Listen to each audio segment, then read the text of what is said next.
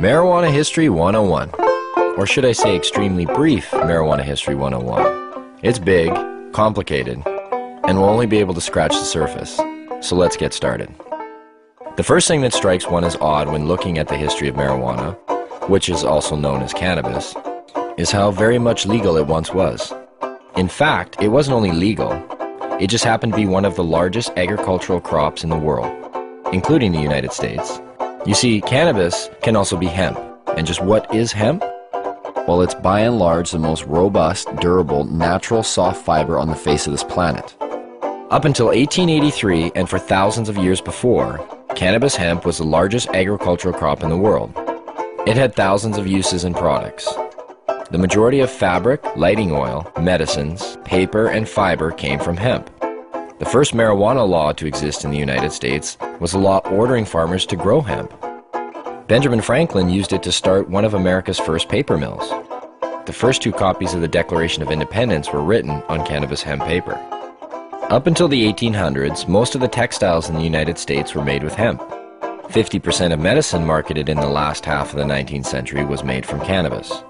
Even Queen Victoria used the resin extracts from cannabis to alleviate her menstrual cramps. But the funny thing about industrial hemp was you couldn't get high from it. Yet, it was lumped in with the following, which also made little sense. Reefer madness. In the early 20th century, yellow journalism had surfaced. Articles depicted blacks and Mexicans as frenzied beasts who would smoke marijuana, play devil's music, and heap disrespect and viciousness on the readership, a majority of which happened to be white. Some offenses included looking at a white woman twice, laughing at a white person, or even stepping on white men's shadows. And this ended up leading to a law in the form of a tax stamp. A tax stamp that would not only include marijuana, but also hemp and cannabis medicines. It's speculated that hemp's potential for an abundance of new products was going to be in direct competition with other sources. And this, added to the reefer madness, led to the eventual downfall of all forms of cannabis. Popular Mechanics magazine had actually prepared an article entitled New Billion-Dollar Crop. Hemp was touted as being able to produce more than 5,000 textile products from its thread-like fiber and more than 25,000 products from its cellulose, ranging from dynamite to cellophane. Its superiority as a source for paper was also becoming known, especially with the development of hemp processing equipment. Now, the new Marijuana Tax Act was all fine and dandy, except for one thing. If you wanted to grow hemp, you needed to buy a stamp, but they weren't giving any out to anybody. And so, in effect, all forms of cannabis became illegal. Things pretty much stayed that way until World War II, when the government decided that hemp once again was a good thing and produced a video, Hemp for Victory. But by the time the war was over, hemp again became bad. And in 1948, when the marijuana law once again came into question, Congress recognized that marijuana was made illegal for the wrong reason. It didn't make people violent at all. It made them pacifists. The communists would use it to weaken America's will to fight. Congress now voted to keep marijuana illegal for the exact opposite reason they had outlawed it in the first place. And all through the years, report after report, commissioned by everybody, from the mayor of New York to the president of the United States, has come back with the view that marijuana should have no criminal penalty attached to it. Yet, marijuana remains as illegal today as it did nearly 70 years ago.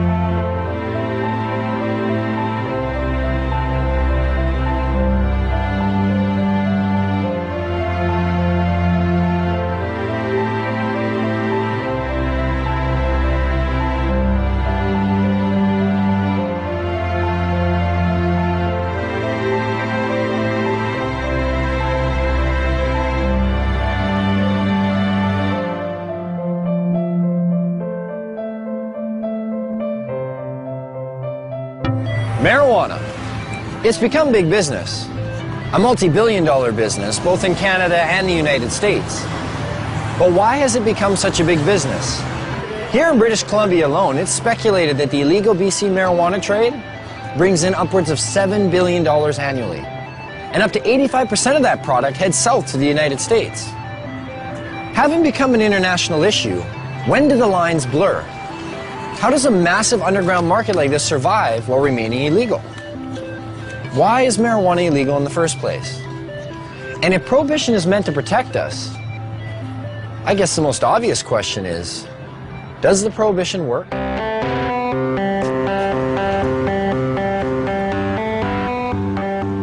If prohibition worked, okay, if you could just wave a magic wand and say, this has gone away, I'd be all over it, you know.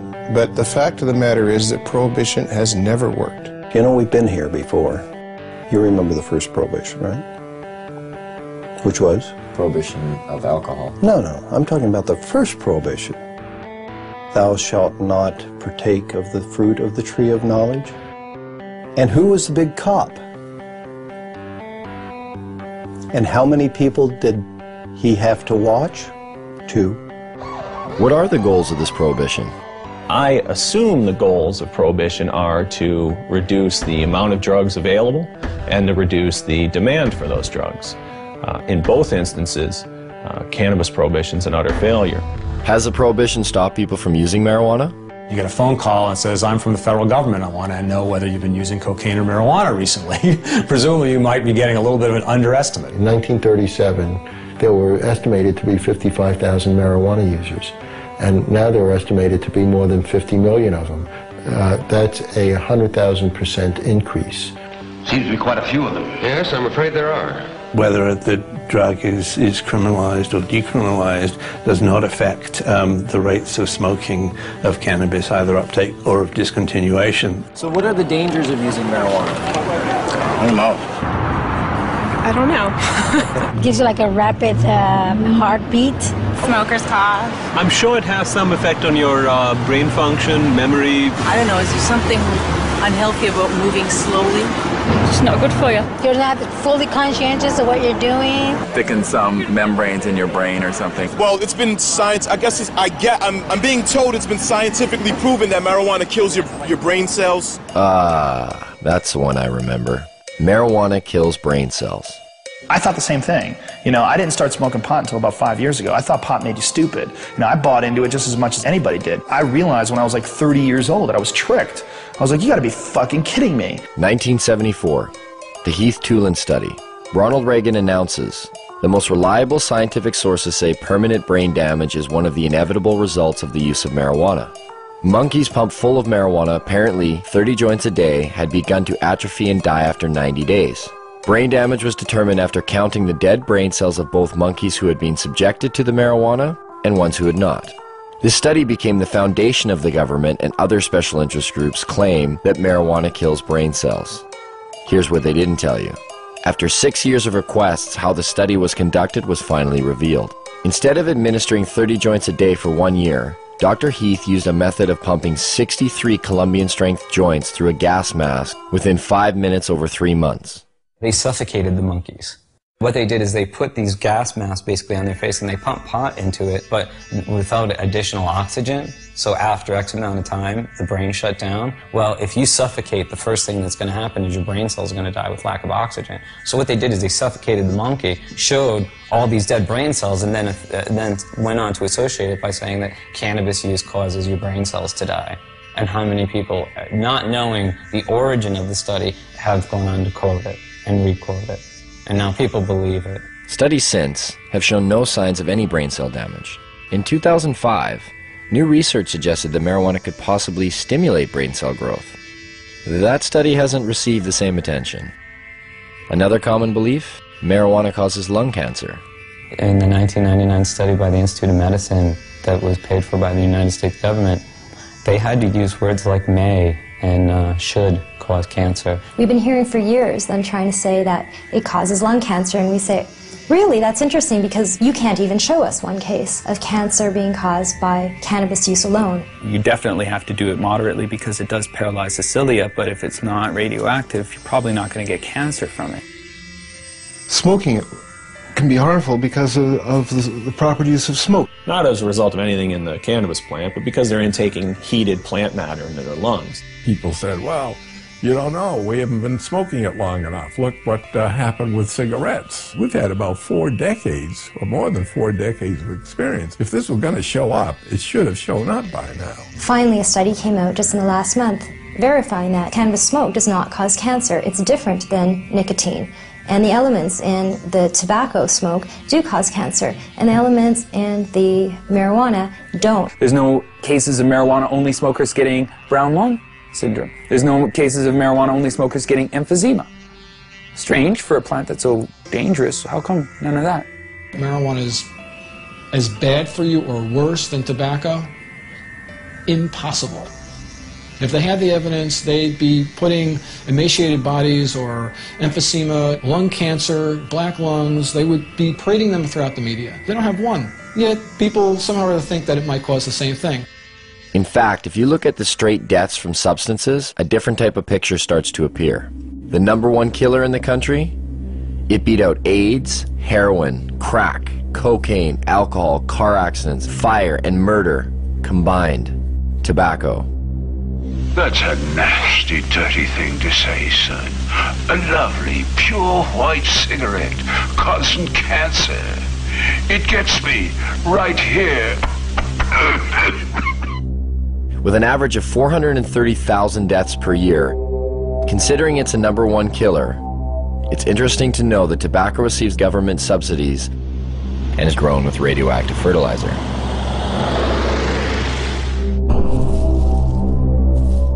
Now get out there and sell cigarettes! #2 on the list? If we don't include poor diet and physical inactivity, with well over 85,000 deaths a year, alcohol. As we look much further down the list, there are others that may surprise you. Caffeine comes in with 1 to 10,000 deaths a year. And some of our most popular pain relievers, non-steroidal anti-inflammatory drugs such as aspirin, still make an appearance with over 7,500 deaths annually. Where does marijuana lie in this? What kind of staggering number do we find? I don't know. 50,000? 250,000? 300,000? For marijuana, I'd probably say then 80,000. I would say it would be hundreds of billions. Get ready for it. Here it comes. There are no deaths from cannabis use anywhere. You can't find one.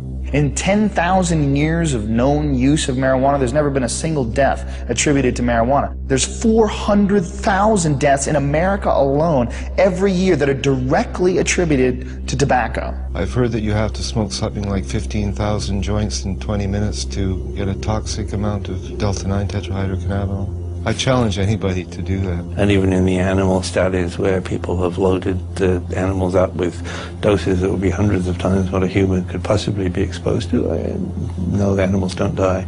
The LD50 seems to be astronomical. I mean, you can die from ingesting too much aspirin.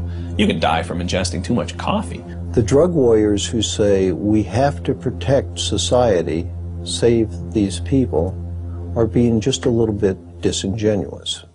Not one university or medical facility has ever recorded a single death directly attributed to marijuana. But never mind that. There's other problems, other reasons to fear it. Take addiction, for example. There are more kids in addiction clinics for marijuana than any other substance. This must mean that marijuana is the most addictive substance today. It's undoubtedly true that there are more teenagers and kids in treatment for marijuana than all the other drugs combined. What the DEA never tells you is why that's true. A kid is caught possessing or smoking marijuana. He's taken to court. He's given a choice. Either you some horrible penalty, or you go to a treatment center. Obviously chooses to go to treatment, and goes to treatment there, he's considered an addict. But then the DEA gets to point to that stat and say, look at all these kids in treatment for marijuana. God, it must be because today's marijuana is not the marijuana that your parents were smoking. As far as I understand, only 3% of the people in treatment for marijuana are there voluntarily. The other 97% were told to by their guardian or told to by a judge. So you can choose between jail or treatment. And a lot of people choose treatment. It provides no basis for speaking about addiction. Anybody who is at all sophisticated about marijuana would rate them the way two researchers were asked to rate drugs in order of addiction. Nicotine was 1, alcohol was 2, then heroin, then cocaine, then coffee, and then marijuana. There may have been a couple of other drugs, but marijuana was at the very bottom, below coffee. This narcotic, unlike the opiates, the synthetics, and cocaine, is non-addictive. What do you mean by non-addictive? By non-addictive, it is meant that the user of marijuana, when deprived of the drug, will not experience the agonies of withdrawal. It is habituating, but its use can be discontinued. Then what is its danger? It's used as a scapegoat for covering up underlying problems in people, especially young people. Here I am, don't ignore me. If you use marijuana on a daily basis for a year or so, and you stop using it, you're going to notice some differences, but nothing like the kind of withdrawal people will experience in withdrawing from either tobacco or heroin. But why would the government and the DEA want to put a statistic like that out there? We'll learn more about that later. The gateway theory. Is marijuana a gateway drug? Yes, I think it is. You have I don't exactly know why, but I know it is. It opens a doorway to other drugs. It makes you want to experience more. It makes you feel good. Yeah. People want to experience something else and, you know, have I guess, more dreams. Its greatest danger lies in the fact that it is a stepping stone to the harder drugs, such as morphine and heroin. That's why there are people that want to legalize marijuana. They figure if they can get the young people in this country onto hard drugs, they can destroy your generation, or in this generation. You know, in the days of Harry Anslinger, it was called the stepping stone hypothesis. If you stepped on this stone, marijuana, you were bound and determined to go on to the next stone, which would be one of the so-called hard drugs. Every time it's been studied and looked at and so on, they have never ever found that there's certainly nothing in marijuana that makes you want to go to anything else. There is no inherent psychopharmacological property of the drug which pushes one toward another drug. I'll smoke a joint. I want a bag of chips and fucking junk food. I don't want to go out and get ripped. I drink alcohol. That's my drug of choice. It could be said I started on milk. I mean, this is crazy. If I use marijuana, why does that automatically make me a candidate to black tar heroin? It's a nonsensical argument. In fact, only 1 out of every 104 marijuana users use cocaine, and less than 1 use heroin. The black market throws the dealers of soft drugs together with the dealer of hard drugs. So if you have a black market, and you have a dealer that's dealing in marijuana and LSD and everything else, and the dealer might say to you, hey, you want to try something stronger? Well, in that sense, because of the black market, because of prohibition, people may be more susceptible to seeing these other drugs and being willing to try these other drugs. And so what you see is that there is a gateway effect, but it's a gateway effect caused by prohibition and the blending of the hard and soft drug markets. Where does this leave us? Oh, wait. What about laziness? You will be useless to society if you use marijuana. But if that's true, well, there are about 50 million people who smoke marijuana in America, and over half of the Canadian population who've tried it. And yet, both societies seem to flourish. And just look who some of these people are. Stephen Jobs developed Apple Computer smoking pot. Ted Turner developed CNN News smoking pot. Still smokes a joint every day. You go through every musician you like, from the Rolling Stones to the Beatles to Led Zeppelin, they all smoke pot. Snoop Dogg, Willie Nelson. Come on, Bill Clinton, He didn't inhale, man. He didn't inhale. Don't be so naive. Virtually every presidential candidate has now copped to using marijuana at some time in his or her life. A few times in the Army, I tried marijuana.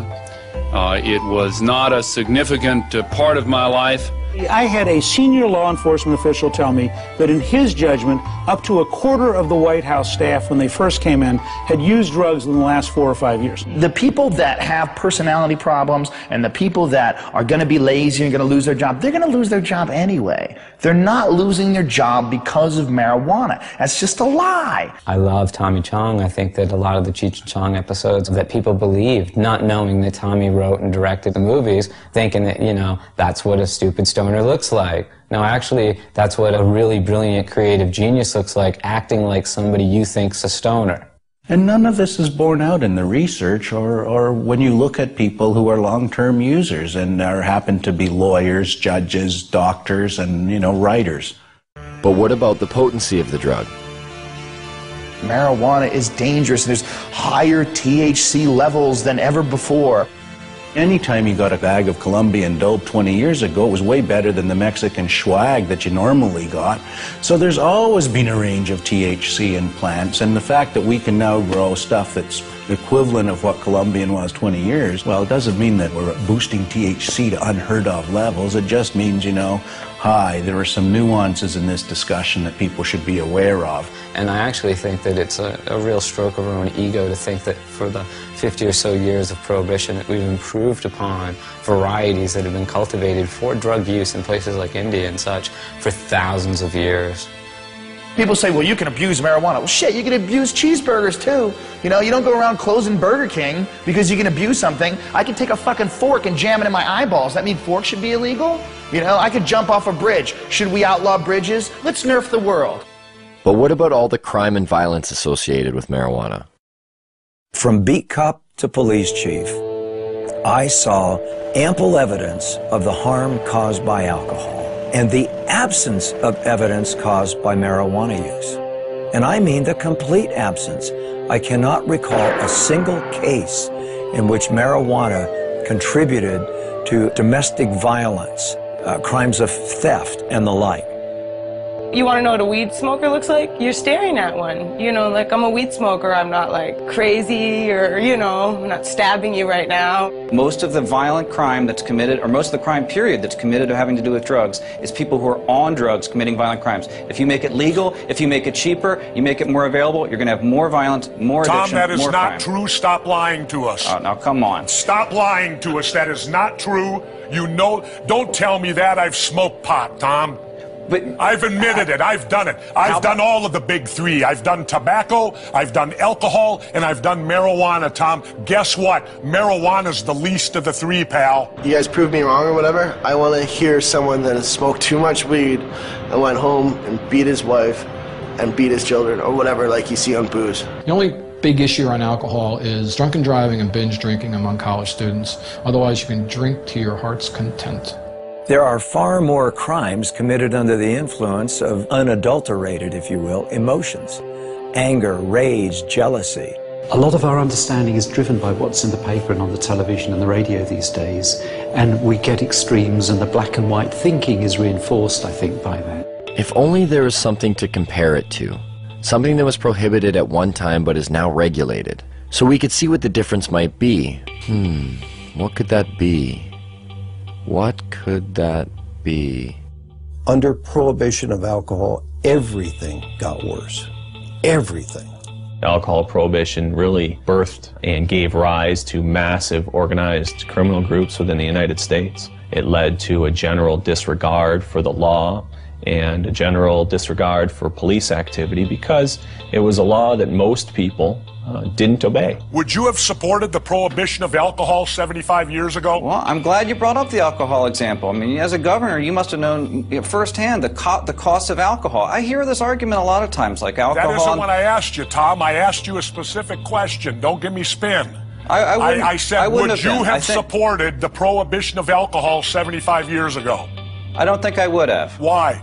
Because alcohol, for better or worse, and a lot of times for worse, it's a close call, is a long entrenched and ingrained part of our culture and our society. I mean, you go back thousands of years, the first writing is about alcohol, the Bible, everything else. It's really hard to reach in Tom, wait and a pull minute. this out of society. Let me inject something then. Then if you believe that God also made the marijuana plant, I'm talking about our culture and our society. You just said the Bible. Alcohol poisoning went up by 600% during Prohibition. There were more speakeasies in large cities like New York City under Prohibition than there are taverns and liquor stores today. Sure, one can point to alcohol as being a continuing social problem, but we don't have people shooting each other over alcohol. When alcohol was prohibited, people lived at that time to know the difference between prohibition and non-prohibition. They could see that the prohibition of alcohol caused the emergence of gangsters and the underworld that took control of these substances. Alcohol then was no longer in their control. Could this be the same for marijuana? It strengthens organized crime, without a doubt, because you have to be a criminal to sell it. It's that simple. This brings crime into it. That's why the benefits and the ability to make money is so huge in it. Weapons were used to intimidate people, and we've seized approximately 50 weapons, sawed-off shotguns, and most of them are loaded. Where's all this competition we've heard so much about? You call these prices low? Marijuana is just a weed, and marijuana is worth more ounce for ounce than gold. You don't find legal commodities, you know, at $200 an ounce. You don't even find them at $200 a pound. Heck, most things are $200 a ton for corn and grain and barley. That's why when you walk 10 pounds of marijuana across the border into the United States, it becomes worth 20 pounds. You create an artificially inflated value for that drug that is so huge that people decide it's worth murdering people in order to control this market. I think the Fraser Institute called cannabis prohibition a gift of revenue to organized crime. But what do growers and dealers think of this? Would you like to see the government in the future legalize marijuana here in BC? Stealing money from us? I know I wouldn't like to see it legalized. The government would control and regulate the product, and that could potentially hurt a lot of people in the industry. How can you compete with factories just have perfectly rolled out doobies? They'd perfect it, and we'd all be out of money. It makes for strange bedfellows. You've got the police and the high-level drug dealers both agreeing that we should maintain this prohibition. Well, when you got high-level drug dealers saying prohibition is good, you might want to scratch your head a little and think, well, shoot, why would they want to continue prohibition? I can't imagine why a grower who's making $150,000 or $300,000 a year would ever want to see marijuana legalized. I mean, the last thing a grower wants is sensible policy. The madness continues and they continue to get rich. You know, Betty, I'm going to bring this up at the business meeting tomorrow. You make the penalties stiffer? You know what? Good. For those people who are not getting caught, price goes up. See, so not only do we allow them to tell us how much drugs are going to be supplied, the potency of those drugs, who they're going to sell to, where they're going to sell them, just to make sure they get it all right, we let them keep all the profits. So you've got essentially a Wild West. You've got an unregulated market in which anything can happen. It certainly may work for things that people generally accept, but if you try to prohibit something that's in demand, that the people want, then it's pure folly. And without control, it's hard to regulate areas of concern, like keeping it out of the hands of our children. There have been some studies that suggest heavy sustained long-term use from adolescence to adulthood has the potential to exacerbate symptoms of those with a genetic predisposition for schizophrenia. And although there is strong evidence that refutes this, it does lead one to question, could there be a better way of deterring children from using, rather than letting dealers decide what age is appropriate? For the last 10 years, our children across the United States have said that it's easier to buy illegal drugs than it is to buy beer and cigarettes. It's harder to get beer because you have to go through a regulated establishment that's going to check ID, that's going to have those safeguards in place, that isn't just going to sell it to you because you got 40 bucks in your pocket. The guy down on the street corner, he doesn't want to know how old they are. He don't want to see an ID. He says, show me the money. And if they get the money, it doesn't matter if that child is 4 years old. They're going to get the dope. If you can't control the sale of the product, how on earth are you going to keep it out of the hands of kids? Could we be the creators of what we now see as some of our biggest problems? Have our solutions been prelude to our worst fears? You know, the use of the criminal law for the basis of public health is a wholly bad idea, no matter how you cut it. It doesn't work. You cannot legislate morality. One person can say it's immoral to legalize it just as much as someone can say it's immoral not to legalize it. It doesn't get you anywhere. You have to have a rational policy debate by talking about the consequences. Now, I've had young people tell me that, well, your generation had a martini and that was your crutch, and why can't we have our own kind of crutch? You know what? Why don't you be a generation that doesn't have to have any kind of crutch? It's a lot easier argument. If you just say, oh, it's immoral, then you don't have to debate why it is that alcohol kills so many more people than marijuana, or why it is that tobacco takes 7 years off your life and we can't establish that marijuana does anything particularly. If people do drugs and they commit crimes while on those drugs, they should in fact be punished. But you can't punish someone for something that hurts no one. We should legalize marijuana, tax the hell out of it, and put every dime back into the healthcare system. Taxation and legalization? Doesn't that seem a little extreme? Wouldn't it be better to just decriminalize? The distinction is simple.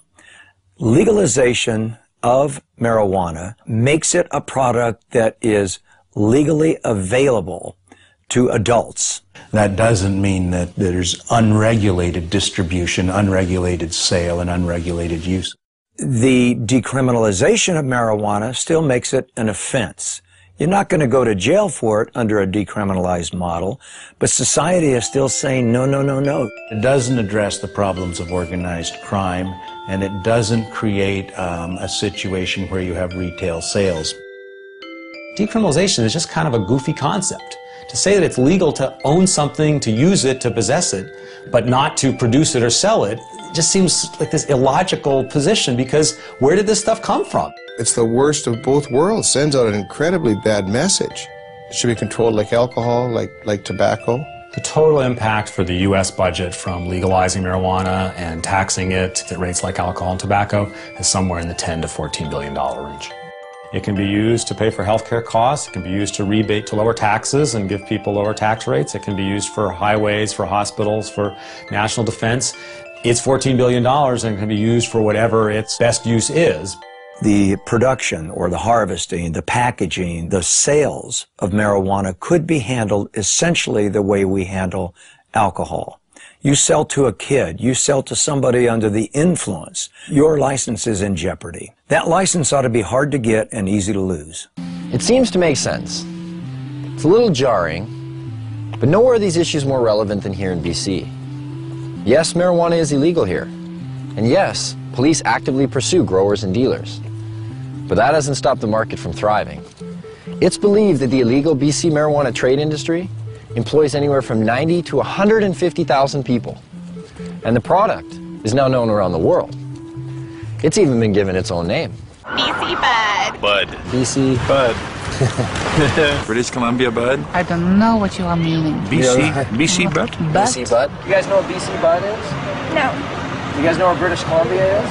No. Yeah, Isn't I it know in where Britain? Britain? It's in Canada. When I say BC is famous for pot, weed and hippies, mountain, sea, marijuana. I used to think of the beachcombers back in the days, but now I just think of that BC Bud. Do you know what BC Bud is? No. Oh, it's really well known. BC Bud is bud that comes from British Columbia, and that's why they call it BC Bud or Beasters. Dude, you got the Beasters? Yeah, I got the Beasters, which means you got bud from BC.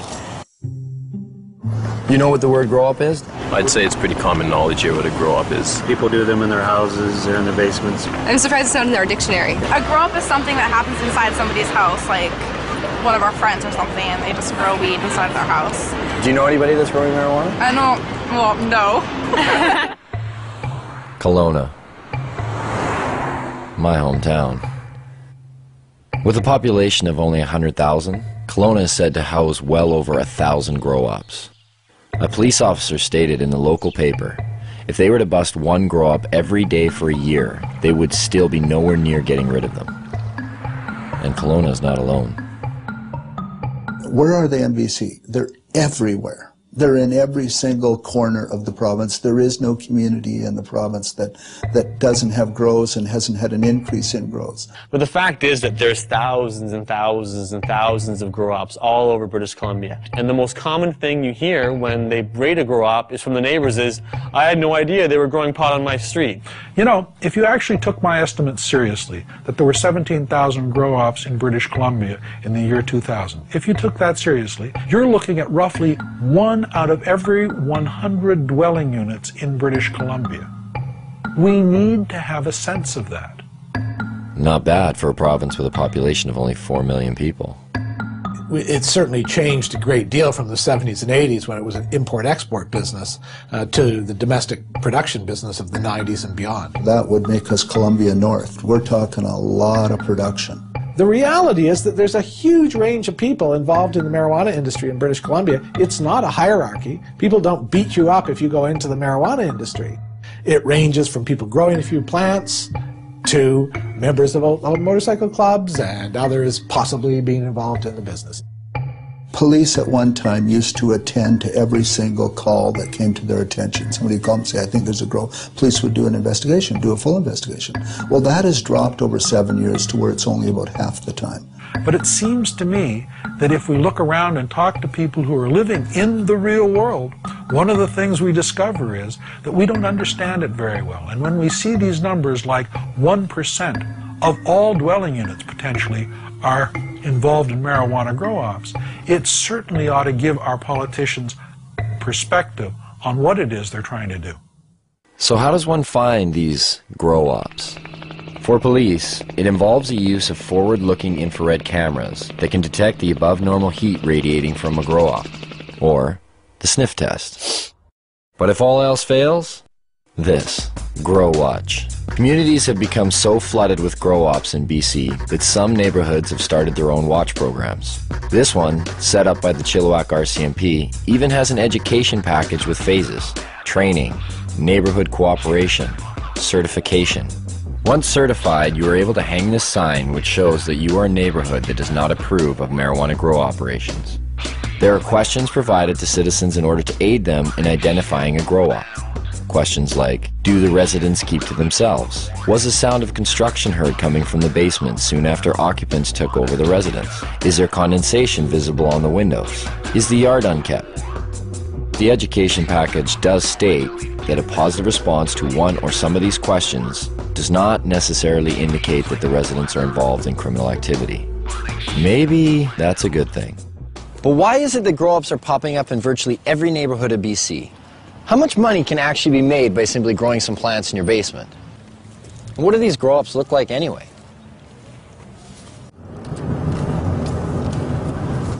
We finally got a grower. Right now we're driving to meet them. It's around 8 lights. It's not a huge show. This is what they use for clippers and stuff like that. When they hire clippers to do a show, you put these on, and if people are looking from the outside, it just looks pretty much like you're wearing sunglasses. But when you're on, I mean, I can't put them on right now because I'm driving. Won't be able to see. This is everyone's getting glasses. Director, other producer. Where's my phone? We just wait for the phone call, so we'll keep in line for when this comes to. Oh, I see a vehicle pulled up. Maybe that's them. Hello? Okay, so put the glasses on. Okay. Now, can you tell them we're just gonna have the camera running, but we're gonna have the lens cap on? Is that cool? Okay. Yeah. No. Hey, Diggs, we're gonna have the camera running, but we're gonna have the cap on, so there's no video. Shit. Yeah, just do it. Just keep it on. Just put the cap on. How you guys feeling? Feel that heart rate increased? So you're coming in the back seat? Yeah. All right. Over. Okay. Good. You want the camera? Yeah. Cool. You're not feeling motion sickness? Oh yeah, now I'm feeling it. I'm feeling sick. You know, we're just going to hold people's arms and kind of guide them inside. Yeah. That's what I was saying, so I don't fall on my face here.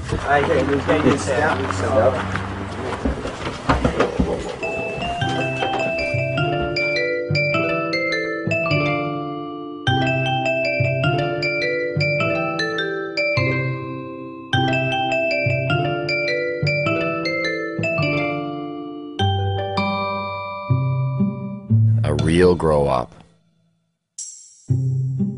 The grower admitted that this wasn't the biggest of grow-ops. In fact, it was probably on the small end of the scale in terms of size. But I really didn't care. There are just so many things to see. The lights, the tools, the power, the pots, and of course, the marijuana. What do you guys do for the smell? I noticed there's like a big... Well, we got this carbon filter here or whatever, and it just kind of filters the air in there, and then it goes underneath the house, and we have it so it goes into like a dog shed. Like I'm in the beginning stage and I'm learning. Over here, there's also another room in there. So you have a total of, is it 8 lights? 8 lights, yeah, they go on 12 hours. This one runs 12 hours in the daytime, this one comes on at 8 at night. Did you say like the majority of the guys you know are just growing to earn some extra money? Yeah, it's like they have normal jobs and, you know, they're normal 9 to 5 type of guys. The grower told me he cropped out about every 2 months, and every crop was worth about $20,000. That's $120,000 a year. Even though this was a small grow-up, the numbers didn't seem small at all. If those kind of numbers are coming out of a setup of 8 lights, what kind of numbers are coming out of the big ones? And where do you find them? Well, it would seem just about everywhere. Barges, semi-trucks. Whether it was for the mobility of it, or whether it was an attempt to disguise the smell of burning marijuana, of growing marijuana, in any event, it's unusual for that reason. Even in train cars? Yes, it seems as though even our beloved caboose cannot escape grow-up fever. When we read that 20 train cars were buried underground to grow marijuana, busted or not, we had to see this. So we set out. But not before asking our sound man if we could use his SUV, and coaxing him with a little free gas. Where we were going, we would need it.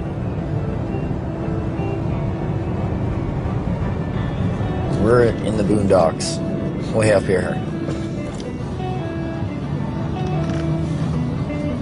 You wouldn't want to go over that puppy.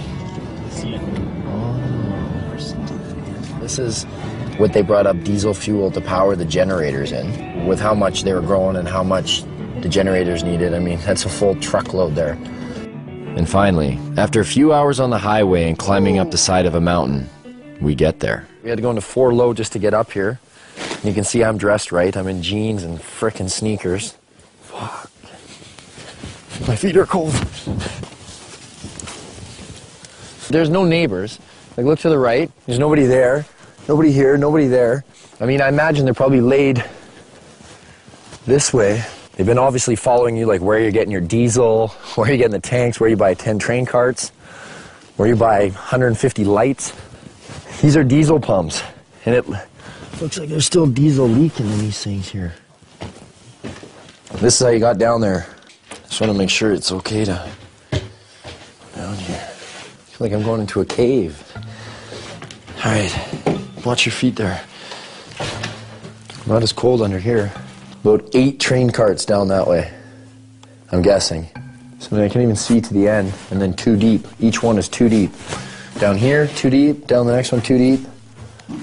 3, 4, there's numbers on the wall. And then what they did is they cut them to make doorways, and that's how you have your hallways going into each one. There are water reservoirs here. And you see 1, 2, 3. You're like, okay, that's quite a bit. But then there's this one, and that one, and another one at the end. Look at these things. Like, no wonder the cops just left it. Moving this shit would be a pain in the ass. Yeah, these train carts. I see why they bought them. They got a deal. They're like all rusted in the bottom. We could start growing here tomorrow. There's still dirt and fertilizer ready to go. Oh, here, once a little leftover plant there. Look at this. Just look at all this wiring right here. You can see the cops that come severed everything.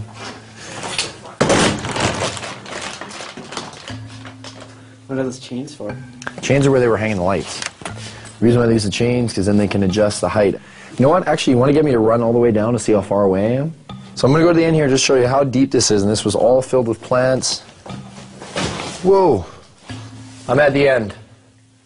Now I can hardly see over there, it's just like lights to me. This is how far away, like to give you an idea just how big this is. Oh, it's a trek just to get back to where you guys are. And you're gonna see a lot of repetition because here it goes again. Bang, all the way down. When it said in the paper 20, it's got to be 10 long and 2 deep each one, because then you get your 20 carts. Man, I wish we could have seen that while it was still rolling. That is crazy. You wouldn't know there's a law here. Check this out. Cannabis Day. An actual day dedicated to marijuana. And take note, this takes place on one of the busiest high-traffic blocks of BC's largest city, Vancouver. Marijuana? It's everywhere. Consumed and sold in every imaginable way. Pipes, bongs, joints, baked goods. It was hard to imagine that nearly every person attending this event was breaking the law, and yet no one seemed to care. The police were there, but not to bust people. They held traffic for the band to play for Cannabis Day. Now they went back to their side of the street. Sure, no problem, brother. No problem. Complying with the 5-0. One of the organizers told me that in all the years this event has taken place, there's never been a violent incident, except once, by a man who's believed to be under the influence of alcohol. We heard there was a jazz festival happening at the same time on the other side of the block. It wasn't doing quite as well, but there was one group doing all right. Right up there, as you can see, is still Cannabis Day going on, but right here, not even a block away, is a church retreat, and they're selling donuts. I was like, well, what do you guys think about the rally? And they're like, we need to pray for them. And I was like, but you guys are selling food for them, right? And that's, I'm sure they've sold record amounts today, I guess, too. So we'll see. We'll get an interview here shortly, hopefully. The interview never came. There was so much marijuana, it was unbelievable. I think we almost all got contact highs just from being around the smoke. But I did get a donut. I did purchase some of these on the way out. Those church girls got me. A culture of marijuana has been established in BC. From paraphernalia to cafes, from seed selling to its very own political party, the BC Marijuana Party, even bakers.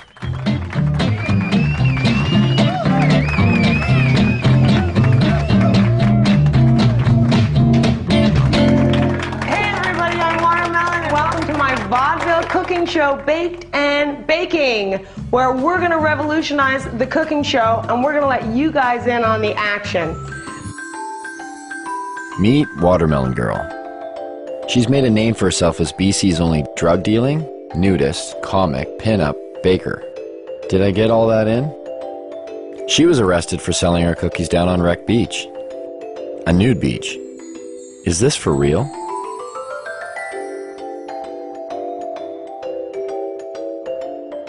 I'm like the Heidi Fleiss of weed. I tell everybody, like lawyers, doctors, like there's no proverbial yo G, you know, like none of those. Like all professionals come in through my house. You know, a lot of people with money, a lot of people in politics. You don't want to know who comes through here. You know, my mother was a baker and her mother was a baker, and we just bake. So I made these pot cookies and I started selling them. It's hard to ignore such a large demand. So if you got arrested one time on Wreck Beach, right? Yeah, I've been arrested more than once. Allegedly trafficking ginger snap cookies. Allegedly trafficking ginger snap cookies. So I'm assuming not regular ginger snap cookies, right? The one with acts right. Snap, crackle, pot. But even the judge is like, uh-huh. You know what I mean? Like he's seen violent crime after violent crime, and then along comes the cookie girl. Cops are supposed to come and remove undesirables from communities, and I clearly was not an undesirable person in my community. Like, somebody else needs cookies. Actually, I just got picked up by the National Speakers Bureau, so I actually go on speaking tour to universities and talk to kids about marijuana. Oh, really? Yeah, it's like the most genius. I'm like, you want me to talk about marijuana? We're like, okay. And they pay me to do it. Lock up your kids. This is a heinous crime. So at some point, one might ask oneself, how does an industry of this size function while remaining illegal? Where does the money flow? Who's profiting off of it? Is there really $7 billion floating around the province unaccounted for? Maybe people are feeling the effects and they don't even know it. Turns out there seems to be a system. Some have even given this system a name. Well, a lot of people here in town and stuff consider it a union, right? Union? Yeah, union, and you know, it's like a different, it's a different term for pretty much industry. It's this underground thing where there's so many different tradesmen and different people all working together. You have to work together with people that you trust because it's illegal to do what people are doing here. So this is how the so-called union breaks down. And of course, there are many exceptions to this, but this is the typical setup. First, you have a home or landowner. He doesn't take on much responsibility. He is simply the legitimate owner of where the grow operation will take place. All he has to do is pick up a briefcase every 3 months and pay off his mortgage. His hands are clean because he can claim ignorance if the grow operation is busted. Oh, I'm sorry, officer. I didn't know they were growing marijuana there. Then you have his 50-50 partner, the contractor, who will provide the equipment and hire the grower or grow himself. The grower is known as the fall guy. Why the name? Because that's exactly what he is. If the operation is busted, he takes the fall. Once the crop is matured, clippers are then hired. They prep the weed for distribution by cutting away the excess leaves and stems. What a lot of people don't understand is a part of the marijuana plant that people smoke is the bud, which in essence is the plant's flower. It's not the leaves. Clippers are generally hired on an hourly wage starting around $20. Tax-free, of course. Once the marijuana is ready, in steps the weed broker. He's not always required, but sometimes the partner with the equipment needs a broker to buy his product and then sell it for him. In the event that a broker is required, it usually means the weed is headed south to the United States. In that case, the broker will buy the pot for somewhere between $1,800 and $2,000 a pound. He'll then hire a border jumper, a risk taker, someone who has the balls and hopefully the wits to get the product over the border. Some of the most common ways?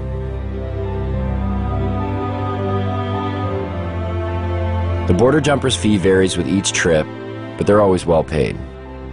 Once the product has reached the broker's U.S. connection, it will earn about $3,000 a pound. The farther south it goes, the more it makes. If it manages to make it all the way out east to areas like New York, the price is driven even higher, somewhere between $3,500 and $6,000 a pound. Stricter laws demand higher prices and in turn provide more profits. In Miami, 7 to 8 pounds of BC bud will trade for 1 kilo of pure yayo. Cocaine. That in turn makes its way back up to Canada. And sells for anywhere from $30,000 to $35,000 a key. If the marijuana manages to stay in the province, it will usually sell for around $1,800 to $2,000 a pound, depending on how flooded the market is. This is just the tip of the iceberg. The union embodies a slew of businesses and services, generating profits both directly and indirectly for the province. Some know they are involved and others choose not to acknowledge the benefits they gain from it. Carpenters build tables, rooms, sheds, and anything else that's needed for a grow show. Brand new homes are being built expressly for the purpose of housing a marijuana grow operation. Electricians set up lights, wire the electrical components, divert power if necessary. Hardware stores provide construction materials to build rooms and grow operation structures. Hydroponic stores supply lights, nutrients, soil, and other equipment needed to grow. Seed sellers provide, well, seeds. Clone growers create clones from other marijuana plants to aid in quicker grow cycles. Real estate agencies market houses to growers, unknowingly, but they profit all the same.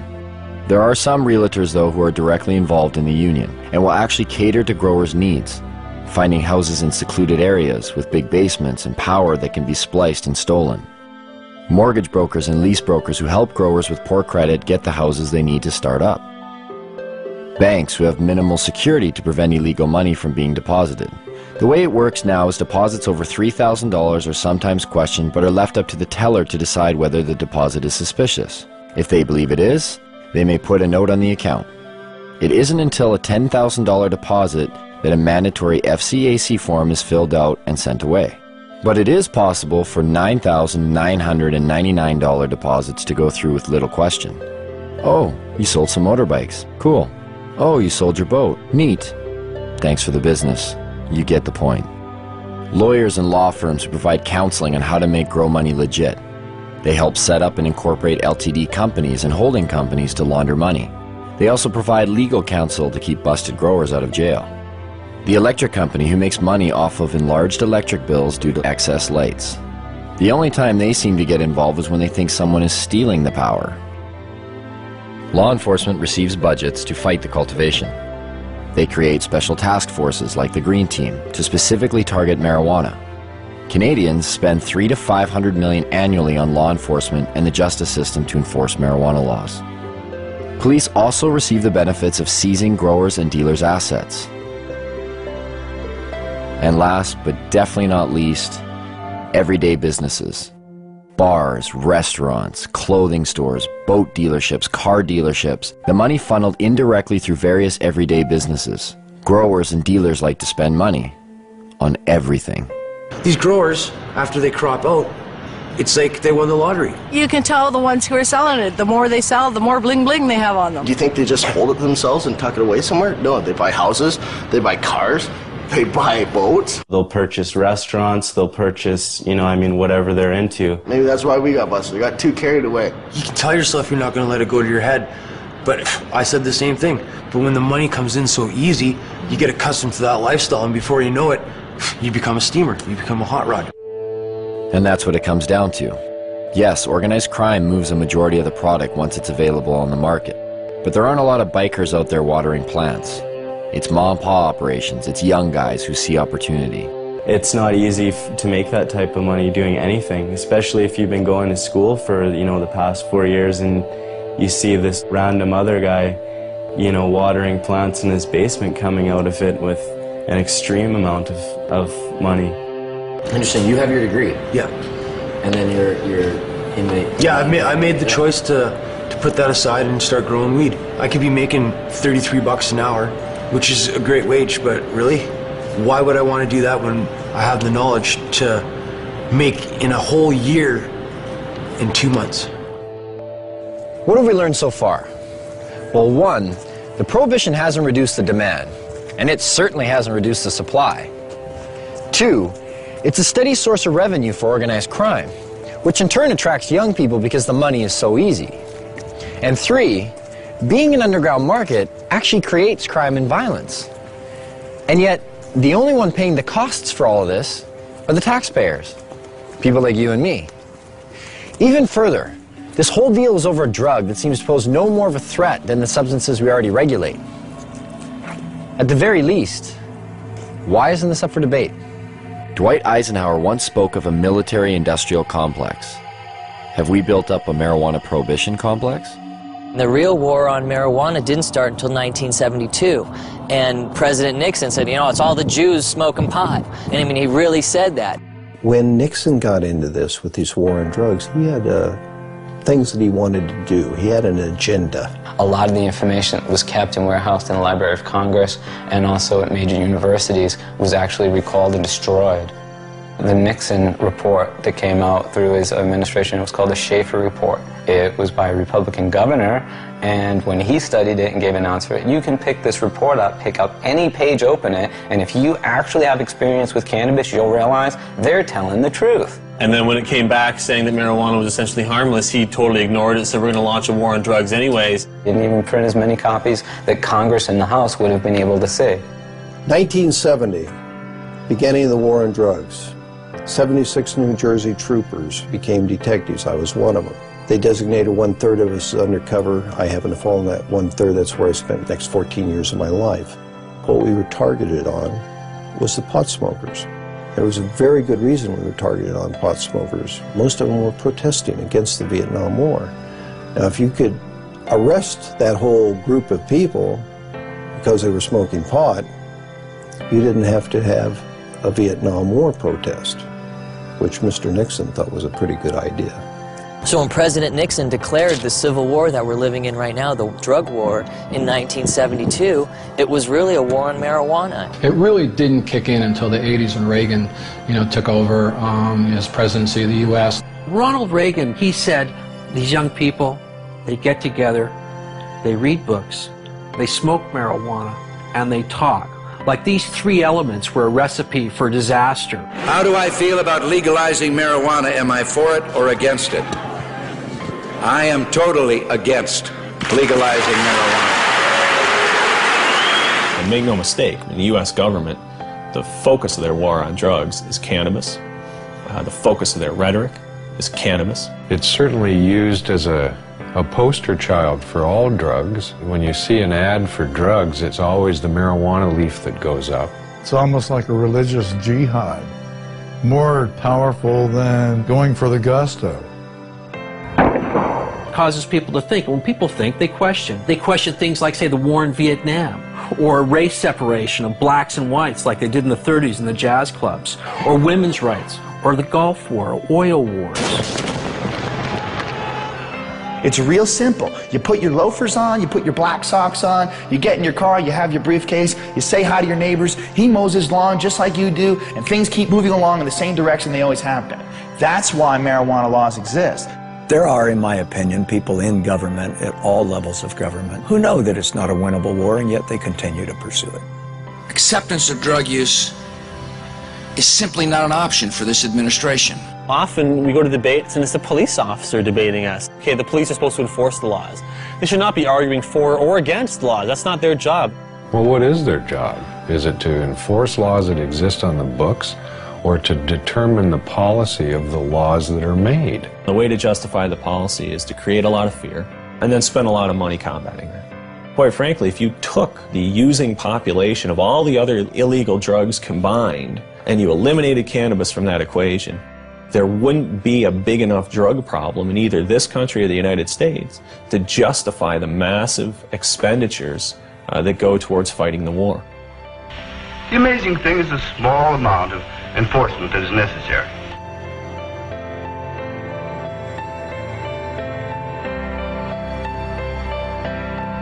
$400 million is spent annually in Canada arresting and prosecuting marijuana crimes. The total budget in Canada for all drugs is $500 million. That means 4/5 of the drug budget goes towards arresting and prosecuting marijuana users, leaving 1/5 for crack, heroin, coke, crystal meth, the date rape drug, whatever. The drug enforcement industry is big business. It's self-perpetuating. It relies on taxpayer dollars. And so it's an endless battle that the DEA doesn't win, they participate in. It's like doing a big budget movie, you know. You get $30 million to do a movie, and then the movie comes out and it doesn't make any money. But someone made $30 million. Every once in a while they'll show a guy, you know, posing beside a big bunch of marijuana, you know, this is the DEA money at work. It'd be like asking loggers about saving trees, you know what I mean? This is where their mainstay of their cash flow comes from. The campaign will continue until every available known plot of marijuana has been eradicated. We've got to live with it, doing the best job we can. Even if it's a bad job? We're all carrying a pretty impossible load, Miss Gibson. There are many, many police officers, however, who believe that it ought to be legalized, regulated, and controlled. They see the hypocrisy between our existing laws relating to alcohol and marijuana in their day-to-day life, shift after shift after shift, and they get it. But they don't want to lose their jobs. They don't want to lose that promotion to sergeant or the assignment to detectives. They want to be a chief someday, and they don't want to piss off the people in power. Judges, lawyers, prosecutors, defense lawyers, prison guards, there's all of those people in the criminal justice industry. Are their interests being protected? Well, in a sense, yes, they are. Defense bar, similarly, we make money. The more things they prohibit, the more money we make. Sorry I'm late, Kent. I was delayed in court. You still have large numbers of people being busted for simple possession. If you look at the stats, in terms of drug offenses, the largest group are still simple possession of marijuana. Every time you blow a marijuana cigarette, you take a chance on blowing your future. Oh, come on, Pop. All my friends smoke pot. They're not criminals. Only because they haven't been caught yet. If you do drugs, you will be caught.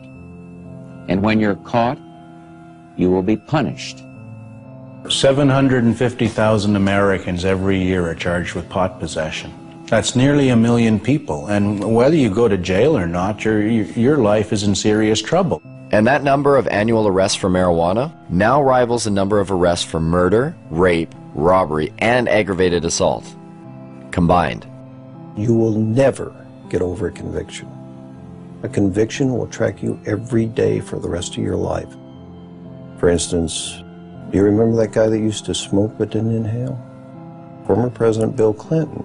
This is not a big issue with me. I never even had a drink of whiskey till I was 22. Now, if Mr. Clinton handed me that marijuana cigarette when he was standing in a circle with us, it wouldn't have mattered whether he inhaled or not. He would have become a dope dealer, wouldn't he? Just like all those other people that went to jail. Never to be an attorney, much less the President of the United States. But the marijuana laws protect us. They make our lives safer. They send us the correct moral message. That's how 19 out of 21 nations have gone down the drain before us. Internal decay. The breakdown of moral, ethical, and religious principles. If you've been caught, a young person in the U.S., with so much as one marijuana cigarette, you can't get a loan or grant from the government to go to college. If you've been convicted of murdering somebody or raping someone, no problem. You go right down, they'll give you the loan. I guess the message is it's okay to rape and murder and pillage, just don't smoke a joint afterwards. First thing that John Ashcroft did after 9/11, sent out a strike force to take down the LA Cannabis Buyers Co-op. That really helped national security a great deal. And what else helps national security? Taking down top criminal targets.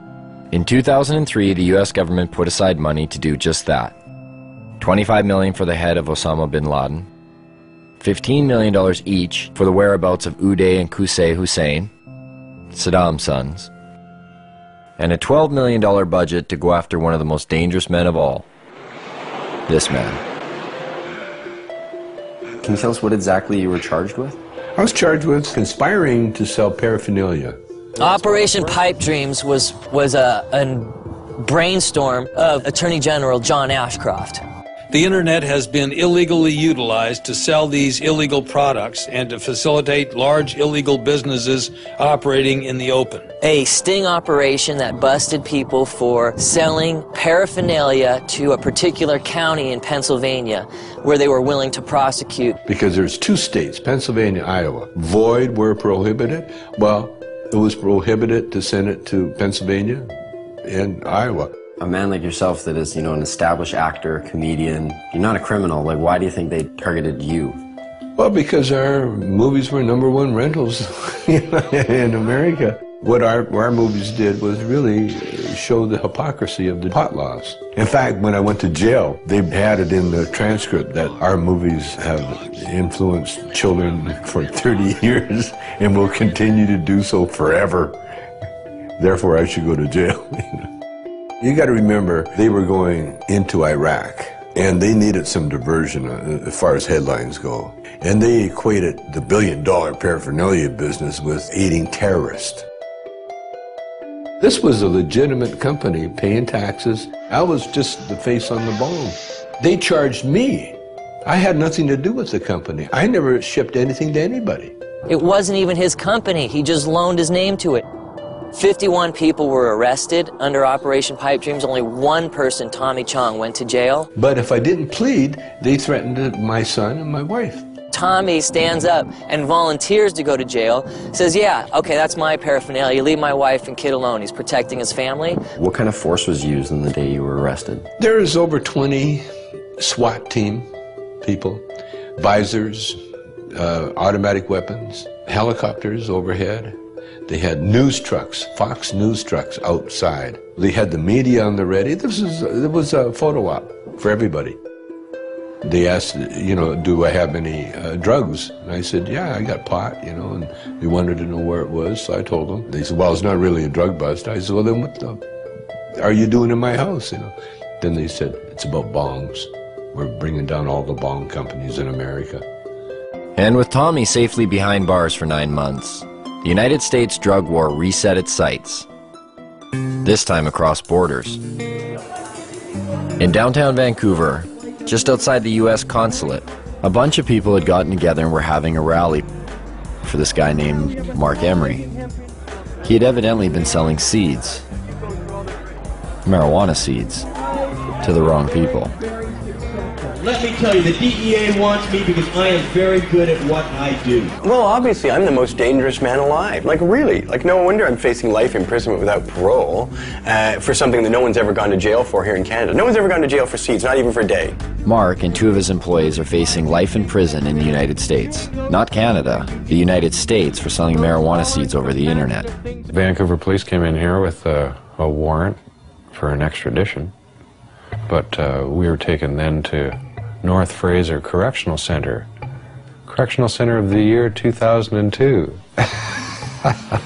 Beautiful facility. Mark Emery has gotten in the face of the United States. The U.S. sees Mark Emery as a major political threat to its anti-cannabis agenda. In a press release from Karen Tandy, head of the DEA, she said that this is not only the end of marijuana trafficking, but it's a blow to the marijuana legalization movement. I gave just under $4 million away over 11 years to Supreme Court challenges, ballot initiatives, political parties, you know, drug addiction clinics. Well, if you're the DEA, who the hell do you think you're going to go after first and foremost and as viciously as you can do it? I think they even admitted it themselves when on the day of the raid, the DEA announced, you know, he's a legalizer. We're shutting down one of the biggest legalizers. The legalization movement won't have a pot of money to draw from. Ha ha ha ha. Mark Emery has never gone to America and sold a seed. He does it all from here by mail order. And it's akin to Canadians ordering, you know, a machine gun from somewhere in America. It's against the law, and if we receive it here in Canada, they come and arrest us for receiving the machine gun. They don't go to America and say to Colt, "Hi, we're arresting you because you sent a machine gun to someone in Canada." No one's been sentenced to any time in jail in the history of Canada in 35 years. We've had this law. 2 people, me and Ian Hunter in Victoria, were fined. There's all sorts of seed businesses still open. Mark's the only one out of about 50 retail cannabis seed businesses in Canada that's been charged. Mark has been paying the Canadian federal government taxes on income he has made from selling seeds. The government relied on the existence of these internet seed sellers so that patients who had qualified for medical marijuana exemptions, who were bugging them for seed, were being directed to these internet seeds, and Mark Emery specifically in some cases is the place to get their seed. It puts Canada and our government in a very difficult position because they've either got to hand over a Canadian citizen to a foreign government for activities that were entirely done in Canada, for which our own government, our own police are not willing to charge him. If the Canadian authorities who rubber stamp this shit think that what I've done is so bad, then charge me. I should be tried by a jury of my peers. I'm not about to be tried by my peers at all. I'm about to be tried by foreigners. At 420, a time synonymous with smoking marijuana, everyone lit up. And for those who didn't have marijuana to light up, again the police were close by, and again they didn't seem to care. One officer had mentioned she was bothered by the smell of the smoke. It was kind of confusing. How could we be sending Mark Emery to prison for life in the United States if even our own police aren't finding it worth their while to bust people smoking it right in front of them? That's not the only thing that's confusing. The marijuana that's consumed in the United States, how much comes from Canada? I don't know much about Canada. I don't either. Maybe 20%? I'll go with 35. 35%? And a quarter. 50%. 50%. I would say about 60%. 60%? 70%. Yeah, 70-80%. At least 80% of it. Ooh. I don't think it's all that much. Most of it is here.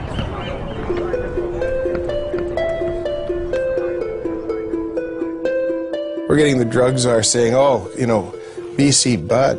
This was when some of the people in Canada were trying to get marijuana legalized. John Walters went up there and said, what you're talking about is passing a law that will allow you to export poison to my country. When we talk about poison, exporting poison, what do we export to Canada? Cigarettes. 430,000 people die in the United States every year from ingesting cigarettes. 5 million around the world. So who's exporting the poison here? Of the 6 million people who could benefit from treatment and need it in the United States today, 60% are dependent on marijuana. but, you know, they invited me. I'm sorry. I wasn't sure who invited him and why he came here yet again. He's been here before. He needs to shake his head. So how about him shutting down the cocaine that's coming across the border? How about him shutting down the guns? Sometimes you feel like you've stepped into Alice in Wonderland.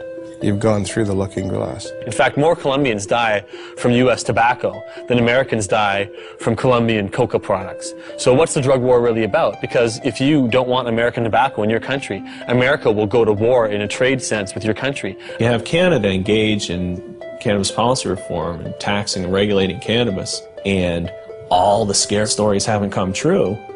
You have an awfully hard time sustaining your own domestic policies. What do you think would happen between Canada and the U.S. if Canada were to legalize marijuana? There's been rumors that, they're like, we'll shut down the border.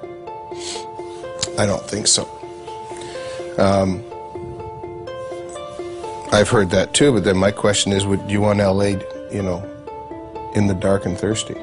If you do that, then we're not going to ship oil, we're not going to ship water, we're not going to ship electricity. It's not going to happen. We're too important to each other. The softwood lumber people going to stop doing business? The fishing guys going to stop doing business? Are the people who manufacture stuff back and forth across the border going to stop doing business because pot's illegal here? Business interests aren't going to sit still for losing millions of dollars a day because of border wait times simply because Canada takes a different domestic social policy on cannabis. Yes, business interests. Sometimes they just seem to pop up. And every so often in the most unlikely of places. We have seen an explosion in prison construction that lags only slightly behind the explosion in incarceration. There are more people in jail in America now than ever before. In the United States, it's one of the fastest growing industries. Some major investment companies at one time described private prisons as one of the best investments you could make. So you can make more money building prisons than any other type of investment. They're extraordinarily expensive to build. They're even far more expensive to operate and maintain. Right now in the United States of America, the biggest growth industry is the privatized prison complex. Japan, for instance, incarcerates at 38 people per 100,000 population. The United States incarcerates at a rate of 726 people per 100,000 population. In a 20-year period, the prison population in the United States quadrupled. We have just shy of 5% of the world's population and almost 25% of its prisoners. Even South Africa, at its worst, didn't have as many prisoners per capita as America has now. Texas just built 77 prisons in about the last 20 years. We find state treasuries on the verge of bankruptcy as a result of prison construction.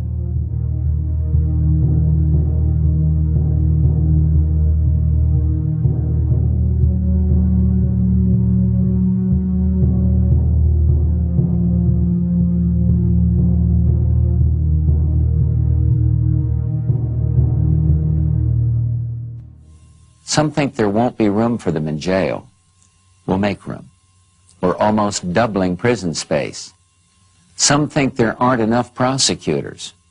We'll hire them, with the largest increase in federal prosecutors in history. In the late 80s, there were about 5 privately run prisons in the United States. By 2005, that number had reached over 260. As soon as you've accumulated a certain amount of capital from building prisons, you can start investing that in ensuring job security, ensuring there'll always be more prisoners around to require more prisons. We have private prisons? What the fuck is that? How did that happen? How can you profit over people going to jail? That's scary. That's a bad, bad sign. Our society is in deep, deep, deep trouble if nobody's looking into that. Correctional guard unions have become powerful lobbying groups, pushing for longer sentences on less serious crimes. California's has become one of the most powerful in the state. The California Department of Corrections budget rose from $923 million in 1985 to $5.7 billion in 2004. Between 1977 and 1999, overall local and state spending on corrections across the country grew 946%, almost 2.5 times the rate in which spending on education increased. And prisons aren't the only thing money is being spent on. There are millions of drug tests per year. There's money to be made on that. It's huge. It started off with people saying, we really need to test people in dangerous occupations. Things like police officers should be tested, pilots in airplanes. Then somebody said, well, our athletes, we should probably test them for drugs too. Then somebody came along and said, well, it's not just the professional athletes. How about the athletes in colleges and high schools? They need to be tested too. And then they thought a little harder and they said, well, suppose we just test everybody that goes out for an extracurricular activity. That should be constitutional because they don't have to do that, you know. So now if you want to join the chess club at school or the French club, you got to pee in a bottle. Now they're pushing to make laws to test all children at school. All the studies show this doesn't have anything to do with whether kids use drugs or not. So it looks to me like this has a lot more to do with the money that's being made for drug testing. Can you imagine how much money will be involved if we can randomly test every child in school? A lot of these places that have been urine testing have refused to continue to do it because the only thing that these urine tests are finding is marijuana. The other drugs that people take dissipate from their systems fast enough to not be found. If they smoke a marijuana cigarette, 28 days later, if they pee in a bottle, they're going to show that they've had a drug. But if they use a hard drug, heroin, cocaine, methamphetamine, in a long weekend, nobody can tell that they've used that drug. So what does that say to our young people? It says if you don't want to get caught, don't use the soft drugs, use the hard drugs. It's not just urine anymore, it's hair and saliva. They'll do blood testing. There's industry there. This is money. They're not doing it for free.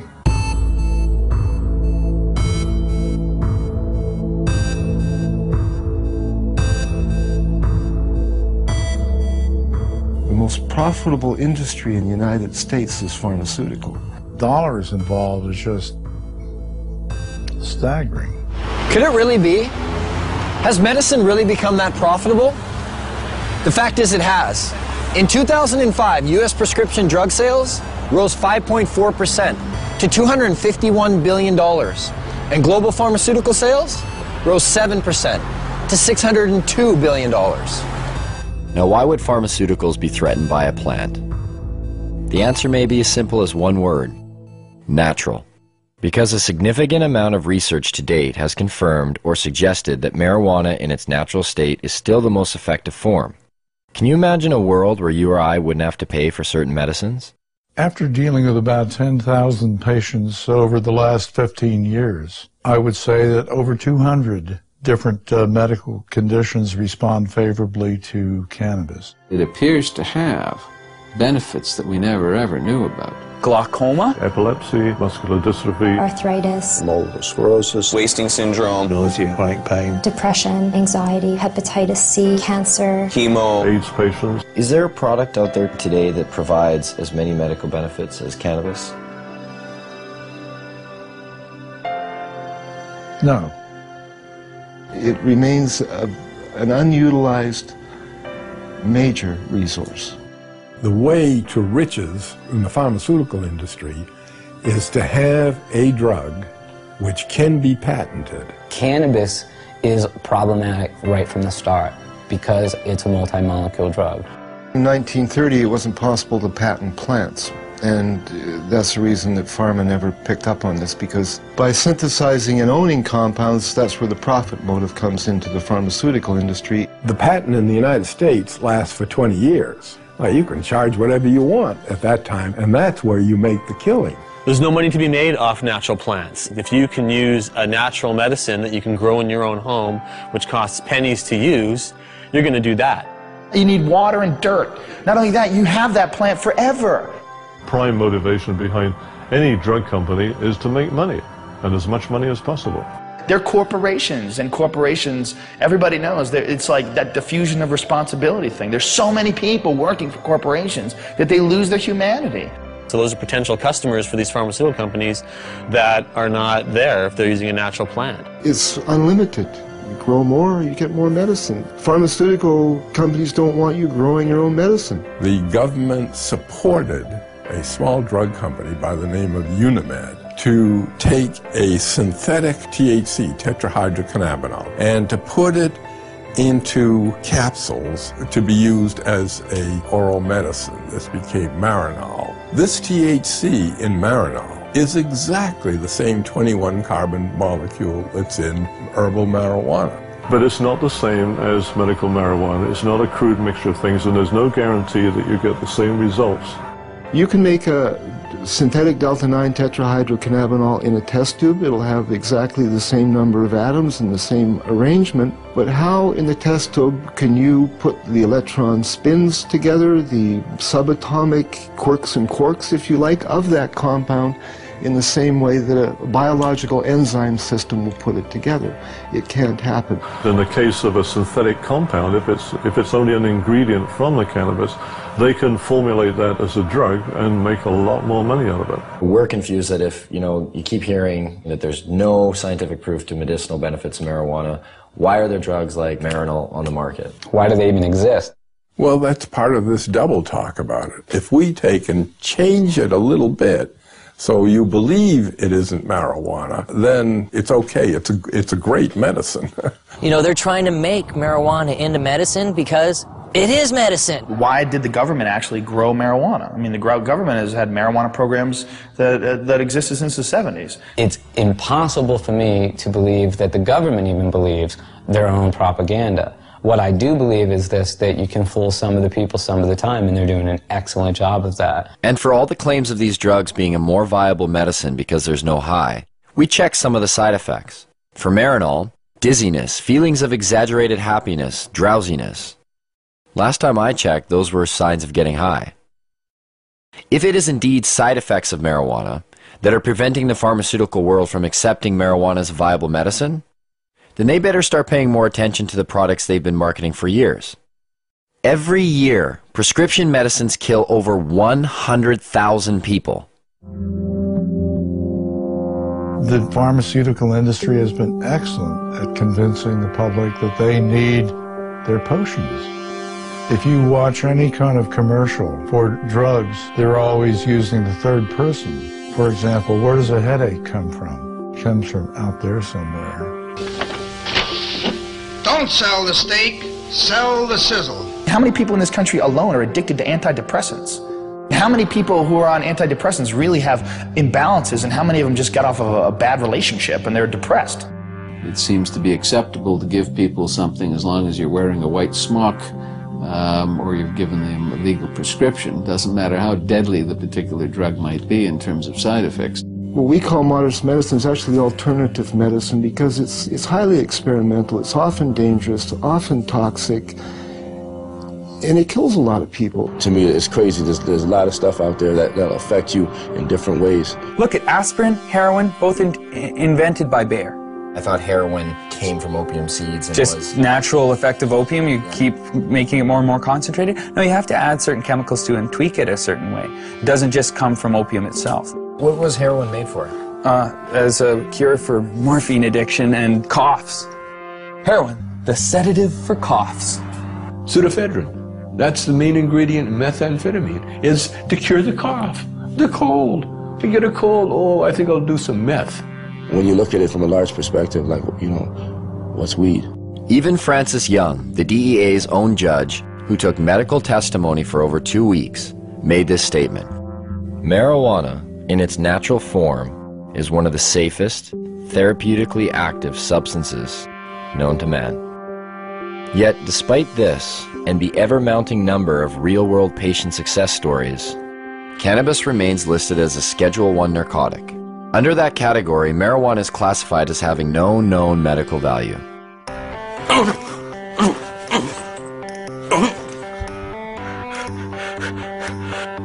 I have multiple sclerosis. Hold on, don't When we wait. first met Greg, his shaking was so severe that he informed us that he would need a few puffs of marijuana in order to participate in the interview. The difference was night and day. What do you say to those that say marijuana needs to be tested and regulated and have the high taken out for pharmaceutical companies to consider it a valuable medicine? Huh. That's a pretty, and I only mean this as a measurement. as to how much it is actually a pathetic thing to say. I mean, just look at me. Is it not blatantly obvious that I have just enjoyed however many tokes? I look happy. Greg has been using marijuana for years and stated to us that he's never experienced any negative effects. I'm never, I need my marijuana. That's stupid. It takes away my discomfort, let's call it. It does enhance my very being. Where do you think you'd be if you didn't get to smoke it, like dealing with your pain?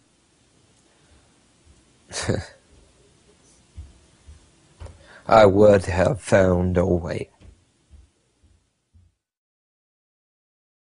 How does the training and education of medical doctors today work against the acceptance of prescribing marijuana as medicine? Well, it works against them because they're brought right from the beginning, right into the fold of the pharmaceutical industry. We're reading journals, they're reading these advertisements, or they're reading papers on drugs that were financed by the drug companies, or they're being seduced by the companies. Fancy dinners, a trip for a weekend. Would you like to have 18 rounds of golf? And some of them get outright money from the drug companies. I've met doctors who said when they first came out of medical school, they didn't know what to do. It was really overwhelming. They had live patients in front of them who needed help. They were very happy to have representatives tell them what medicines would be best for their patients. So doctors have a bias toward the products of pharmaceutical industries. They do not readily accept the idea that a simple plant or herb may be useful. I don't know if they think it's hocus pocus. I just think they don't feel that there's the kind of testing that they're used to. That's the problem we have. What I try to impress upon these people is we're trying to put the science into it, and yet some people are very resistant to even attempts to do that. All of the funding is coming directly or indirectly from the drug companies, and these people obviously, for obvious reasons, are determining the agendas. Now think of the lobbying potential behind the most profitable industry in the United States. Think of the power. And do they get their way? Why can't we explore its medicinal potential? Why can't we use it to make more products? To myself and people involved in this business, it stopped making sense a long time ago. The common response is really the medical marijuana is a stalking horse for legalizing it. And so what? What do they want? We should be making use of this plant. And really, that's all I can say. The restriction, the prohibition is all, in my mind, just stupidity. And I don't condone stupidity. And that's a problem. How do politicians, after years of promoting claims of marijuana's harms, pushing for larger drug war budgets, constructing political platforms based on a stance that vilifies marijuana, and being lobbied by big business, how do these same politicians now reverse their stance? What politician can come before their constituents today and say marijuana should be decriminalized when yesterday they said it was evil and dangerous? Their constituents are going to want to know why you changed your mind. Were you lying to us or were you stupid? Either way, you're not getting elected next time. Whoops, we made a mistake.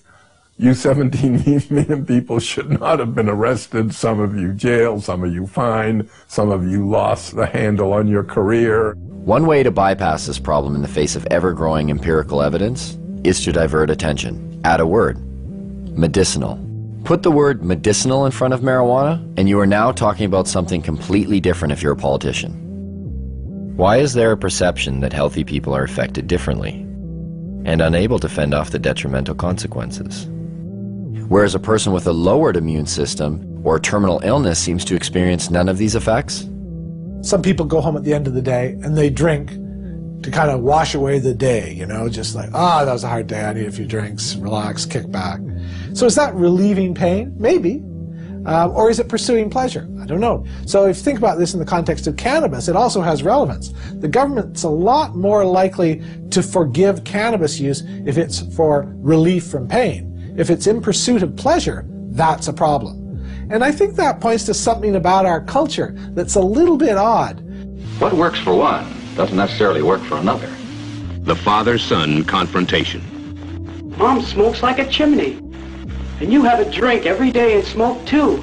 It's not the same. Why not? You can get cancer. Your liver can rot away. They believe today, and I'm disappointed in the media, that it hasn't brought this information, this new information to the people of this country more than it has.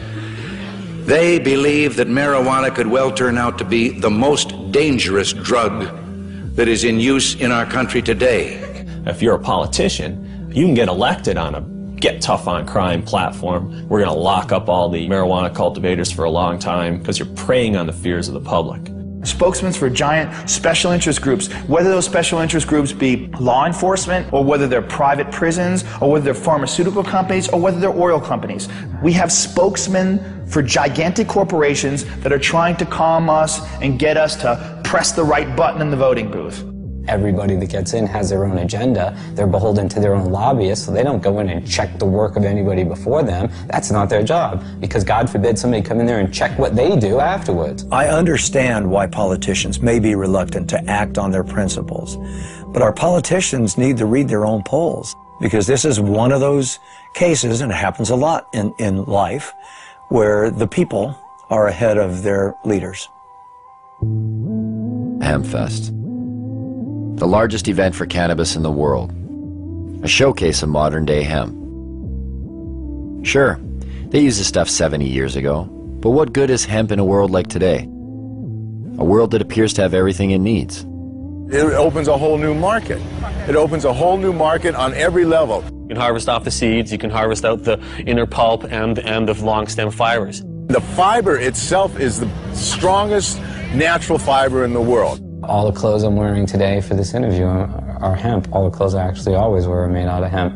Been so since probably '94, when I realized I could buy clothes made out of organic fibers that lasted longer than cotton. You can eat hemp seeds, and it contains all the essential amino acids and fatty acids. It makes fuel. You can make biodiesel out of it. Hemp is an excellent source for biofuel. When you grow hemp for fuel, every crop unleashes a huge amount of oxygen into the environment. And in fact, the same amount of oxygen that you lose when you burn it off, you gain back. So it's a closed cycle, ending the greenhouse effect. There are so many hundreds of strains of industrial hemp that you can grow hemp almost anywhere in the world. Not everywhere in the world, but almost everywhere in the world. So just that alone makes it a resource for fuel. That is the solution, is to stop using fossil fuels and nuclear energy. Stop using them entirely, and using wind and wave and sun more, and these biofuels. People will get it, especially as the gas prices go up. It's the highest quality paper there is. I mean, it's archival quality. The words tree-free paper don't make sense to people. Hemp paper that you find in the museums that are hundreds of years old haven't even yellowed. To supplement the wood, we could solve the deforestation problem. Why isn't it cost effective to use hemp versus the forest industry right now? The simple answer is because you can't grow the hemp in the United States. As far as human beings are concerned, it's probably one of the most useful plants ever, if not the most useful plant ever, and it's illegal. Industrial hemp is not a drug, though it is of the same species as marijuana. It is a completely different variety of plant, similar to comparing a Chihuahua with a St. Bernard. You can't get high from industrial hemp, but you can get high from marijuana. This is the only industrialized country in the world that doesn't grow industrial hemp. I mean, think how crazy it is that we can eat the product, we can sell the product, we can wear the product, we can export the product, import it, manufacture it, everything but grow it. We can't grow this thing. It's criminal. And there you have it. After 2 years of research, our quest for answers has only left us with more questions. And the only thing that really seems to make sense is that none of it makes any sense. It's a weird thing that you do when you make nature against the law. We're worried about things going extinct, and yet the policy on the most useful plants in the world is that they should all be eliminated and driven to extinction. Absolutely, they should still be concerned about youngsters using it. But we're concerned about youngsters using alcohol, tobacco, driving automobile, whatever.